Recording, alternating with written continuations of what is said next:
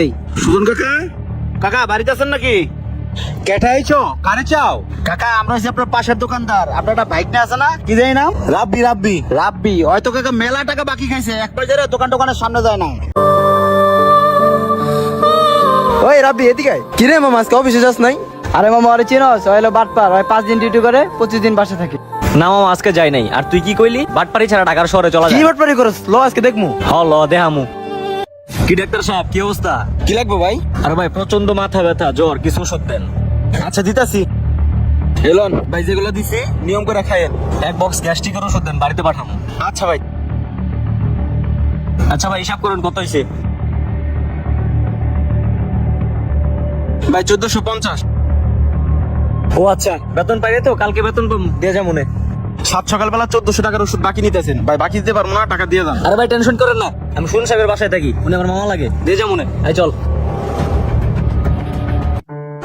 দাঁড়া। আরে মামা তোমার না গ্যাস্ট্রিকের ওষুধ লাগবো, এটার দাম বাইরে 700 টাকা, তুমি 500 টাকা দাও। 700 টাকার ওষুধ? 500 টাকা পাইছি, আমার তো 200 টাকা লাগবে। আচ্ছা মামা মামা তুমি জানি কি কইলা, সিরাপ টিরাপ লাগবো, এটারও বাইরে দাম আছে 700 টাকা, তুমি 500 টাকা দাও। ওষুধগুলো নিলে আমার 300 টাকা লাভ হইব, আমিও নিয়ে নিই। মামা বুঝলা কিছু? মামা তোর কাহিনীটা ঠিক আমি বুঝলাম না। কিছুক্ষণ আগে না কইলি আমি 25 দিন বাসায় থাকি, 5 দিন ডিউটি করি, চলি কেমনে? এটাই আমার টিক্স মামা। আম খাও, আটি গুনতে যাও না, চলো মামা।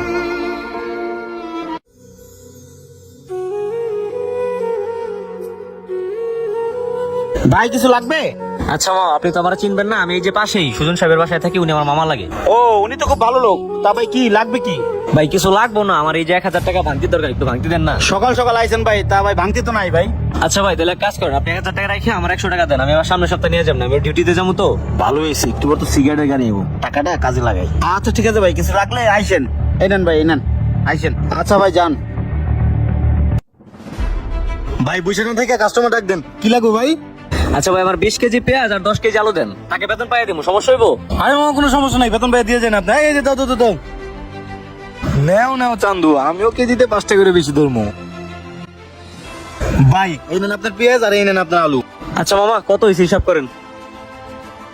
590 টাকা। আচ্ছা ভাই দেন, বেতন পাইয়ে দিয়ে যাবো। ভাই কোনো কিছু লাগলে আমার দোকানে আসবেন। আসসালামু আলাইকুম, কিছু কথা বলতে। ওয়ালাইকুম সালাম, কি বলবেন বলেন। আচ্ছা ভাই আমি তো গ্রামে থেকে আসছি, কিছু আলু আর পেঁয়াজ নিয়ে আসছি, এগুলো আমার দরকার নাই, বিক্রি করে দিব, আপনি নিবেন? না এগুলো আমার লাগবো না।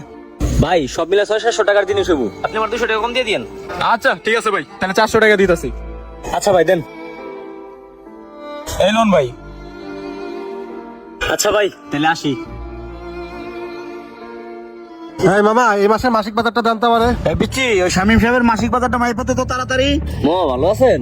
আরে মামা এতদিন পরে কি অবস্থা? মামা আমার কিছু মাসিক বাজার দরকার, বেতন টেতন পাই নাই, আপনার কাছে 1000 টাকা রেখে গেছিলাম, আপনার মনে আছে? আরে হ্যাঁ মনে থাকবে না কেন? আপনার কি কি লাগবে নেন, আপনি বেতন পাই দিয়ে যান মামা।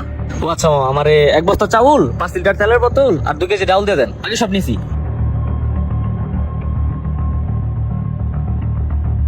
ভাই চাল ডাল তেল যা আছে বুঝাই দিলাম। আচ্ছা রাইখা যা। চাল ডাল তেল। আচ্ছা মামা বেতন পাই দিয়ে যান। নেন, নিয়ে আচ্ছা যান। মামা দিয়ে যাবো। ভাই তাহলে আপনার লোকে মুসুর ডাল 3 কেজি, 5 কেজি তেল আর 2 বস্তা চাল, আর বাকিগুলো পোলা ভাই নাম আপনার, ঠিক আছে ভাই? ভাই একটা জিনিস বুঝলাম না, এই পোলারে আমি জীবনেও এলাকা দেখি নাই, আর আপনি এই পোলারে বাকি দিলেন এত টাকা, কি মনে কইরা? আরে ভাই যে সুজন কাকা আছেন আমাদের, ওনার আপন বাইক না, বুঝছেন? সমস্যা নাই, টাকা বেতন পাই দিয়ে যাবো ভাই। ও আচ্ছা বুঝতে পারছি। এই আমার কি হয়েছে ভাই, একটু পাঠা দিয়ে না, আমি গেলাম। আচ্ছা আপনি যান। এই মুন্না ভাই এদিকে আছেন। কি হয়েছে ভাই? ওই যে আপনার দোকানে বাকি খাই কালো করে লম্বা করে, ওই যে রাব্বি বলাটা আছে না, আমার দোকানে অনেক টাকা বাকি গেছে, অনেক খুঁজতাছি ভাই। ওরা তো আমিও খুঁজতেছি, এক মাস ধরে দোকানে না, চলো তোর বাসায় যাই। এইটাই সুজন কাকার বাসা, ডাক দেই। সুজন কাকা, কাকা বাড়িতে আছেন নাকি? কেটে আইছো? কারে চাও? কাকা আমরা হচ্ছে আপনার পাশের দোকানদার, আপনার একটা বাইক নিয়ে আছে না, কি জানি নাম? রাব্বি হয়তো কাকা মেলা টাকা বাকি খাইছে, একবার যারা দোকানের সামনে যায় না। আরে বাজান, আমিও তো ওই দুঃখে রয়েছি। এই দহ আমার বারাটিয়া মামা ডাইকা পলাইছে, আমিও 3 মাসের ভাড়া পাই। ওর বাসার অ্যাড্রেস দেন কাকা, ওর বাড়ির যাবো আমরা। সেম ভুলটা তো আমিও করছি, ওর ঠিকানা তো নাই আমার কাছে। তাইলে কাহিনীটা শুনো, হয়েছিল ওটা কি? আসসালামু আলাইকুম মামা। ওয়ালাইকুম আসসালাম। শুনলাম আপনার বাসায় রুম খালি, আমি গ্রাম থেকে আসছি, আমার একটা রুম দেন না? রুম তো খালি আছে, সাথে কি কাগজপত্র কিছু আনছো? মামা আমার তো কাগজপত্র কিছু নাই, জন্ম নিবন্ধন আছে বাড়িতে, কিছুদিন পর আইনা দিমুনে। রুম তো এমতে খালি পড়ে রয়েছে, ভাড়া তো হয় না। আচ্ছা শুনো, আমার একটা রুম খালি আছে, ভাড়া কিন্তু আমার প্রতি মাসের 10 তারিখে দিতে হইব। যাও তাইলে ওই রুমে আচ্ছা উঠো। মামা। অহন তো শুনছ, ধরা আমিও খাইছি। ঠিক আছে কাকা, আপনার বাইক না পরিচয় দিয়ে বাকিটা নিছিল। আয় জীবন, ওরা কত বড় বাটপার, প্রথমে 1000 টাকা রেখে গিয়া পরে আমার তো 5000 টাকার মাল নিয়ে ভাগলো। তো হে গাইস, এই ভিডিওটা বানানোর একটাই উদ্দেশ্য, আমরা অনেক মুদি দোকানদার আছি, অনেক ফার্মেসি আছে, অনেক চায়ের দোকানদার আছে, আমরা সাধারণত অনেককেই বাকি দিয়ে থাকি।